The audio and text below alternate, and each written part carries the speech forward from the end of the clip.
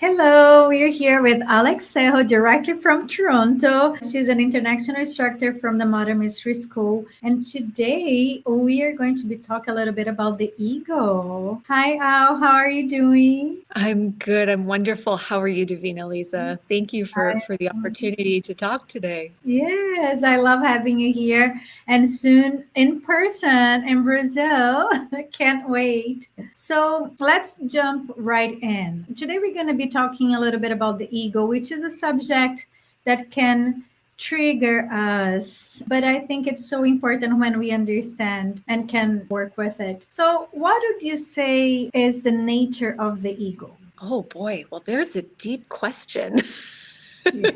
The nature of the ego, because in the mystery school, we talk about a positive and a negative ego. Yes. And I'm going to talk a little bit first about the negative ego, because when most people refer to ego, this is what they're referring to. And the negative ego is that part of us that holds us back in many ways and many methodologies that it has. It's a subtle little gremlin that lives between the ears. Yes. We have those two voices. Turn to the right, turn to the left. Wait, but how can I know? It's holding me back. How can I know? So, the thing about the negative ego is that it does one particular thing. If you notice in life that you are reactive or constantly reacting to things, then you know that your negative ego is dominating your behavior. And so, in those instances, that little gremlin or the little devil on your shoulder, whispers into your ear and removes choice.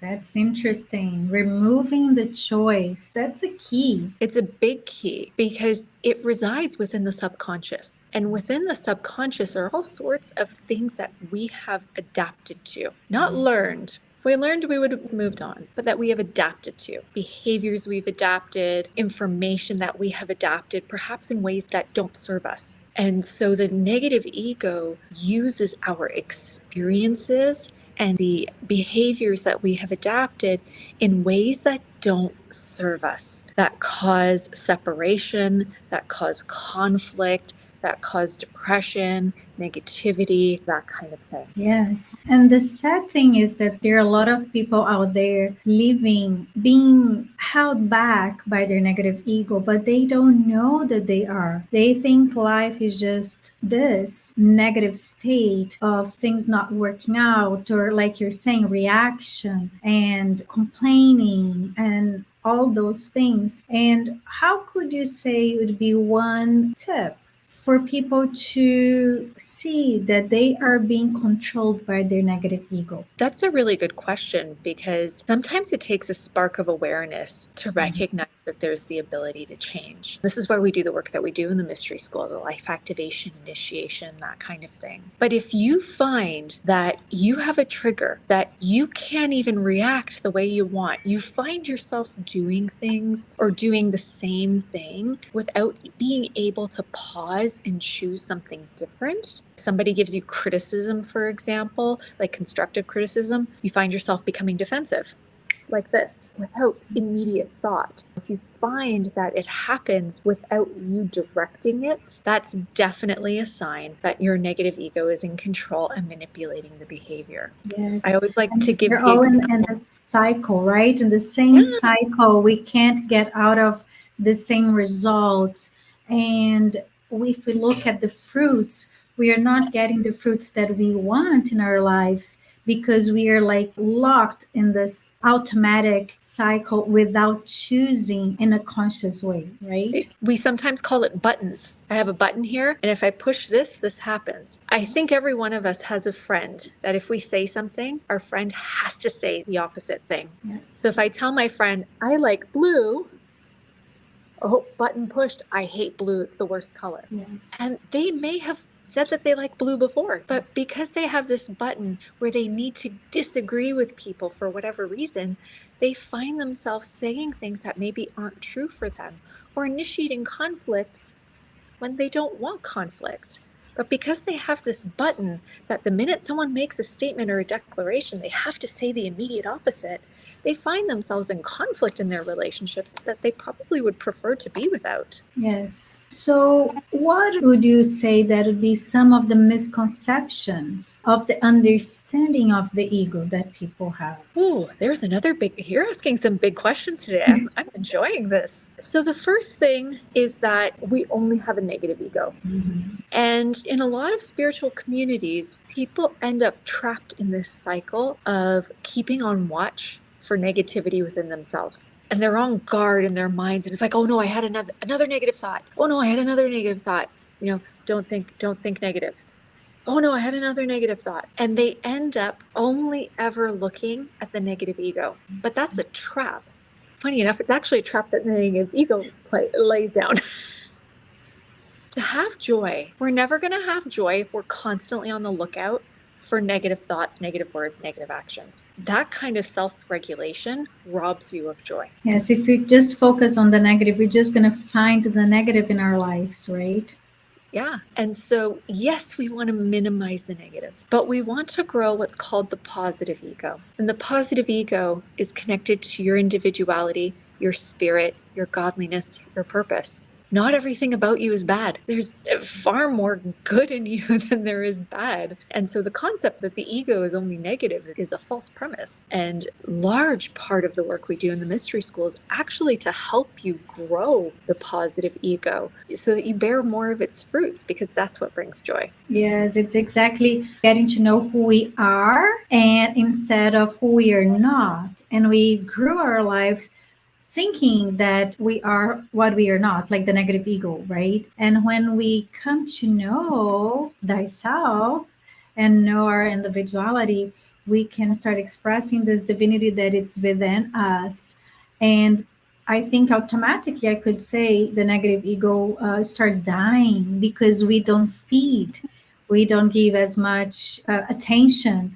So it's like a little child, like yelling, like la la la la la. But if you don't give attention, then at one point it will have to stop yelling because you're not giving it attention. So I think the negative ego could be this child that it's screaming inside of us. Look at here, how negative your life is. But if you're actually focused on moving towards what you want in your life and moving towards your greatness, you can keep going and not letting that negative ego pull you back, right?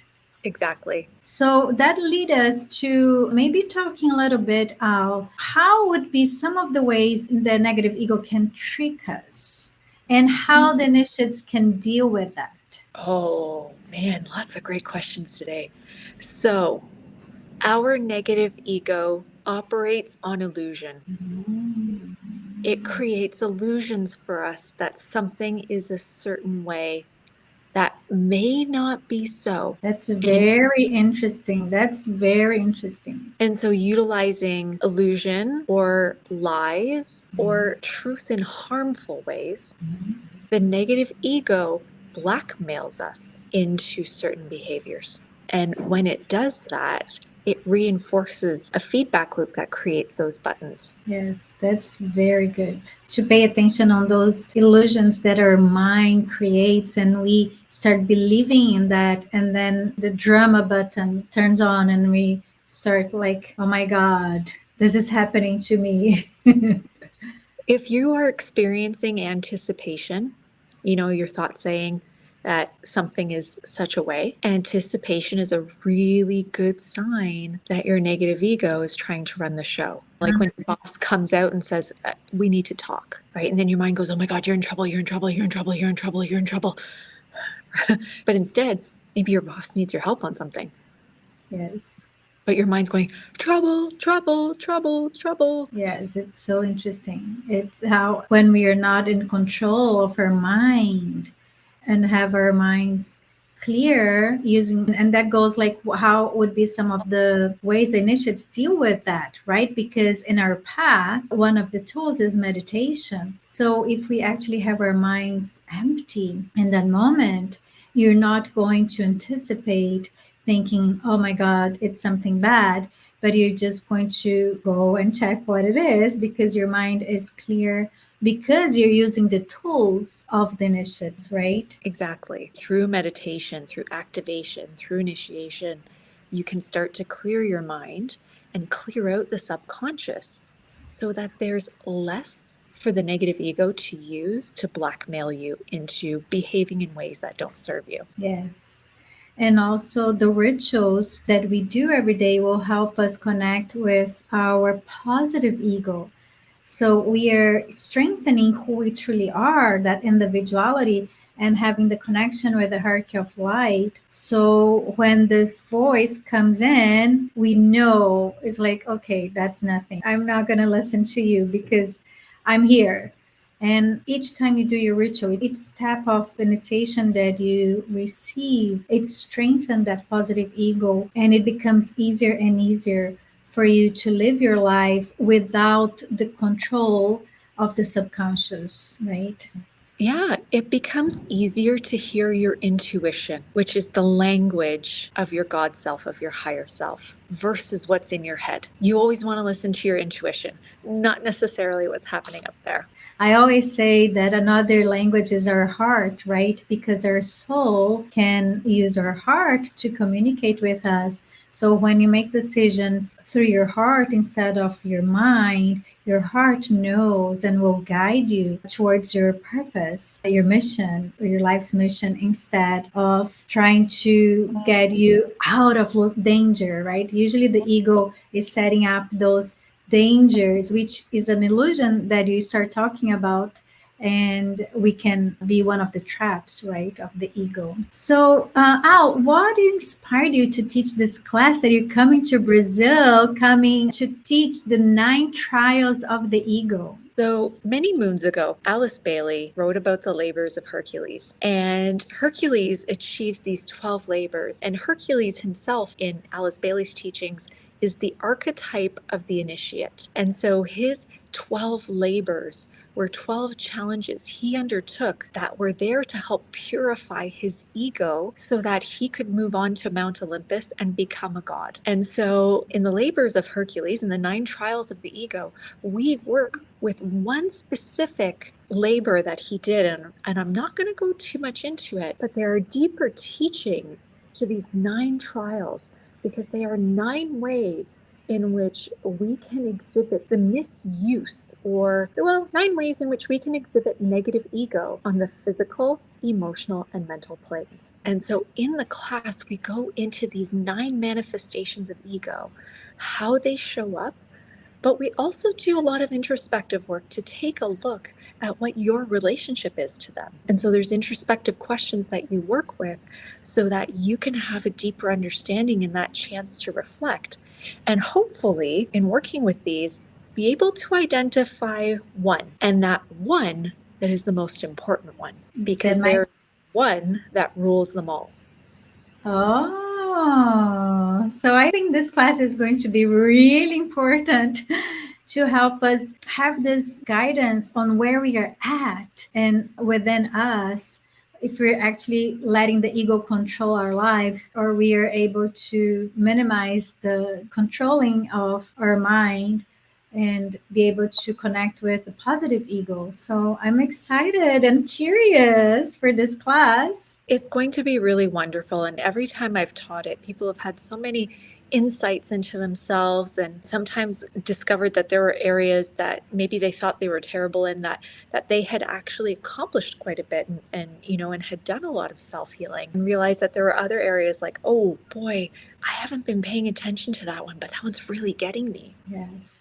And Sovereign Ipsism has granted us this class to be open to initiates, adapt. So you just need to have done the Empower Thyself, and that's it. And we're going to dive right in to this conversation that it's so important about our ego, because the initiates work starts in Empower Thyself, and we start looking at our ego right away.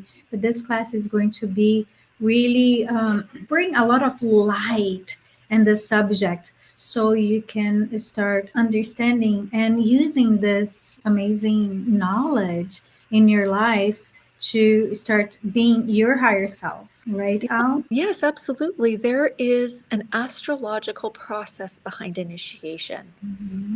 And And so we're going to touch a little bit on that, but we have to clear out the negative ego so that we can have the best of that process and so that we can connect with the energy of the stars and the planets in a more purified manner. And that's when we get the best fruits.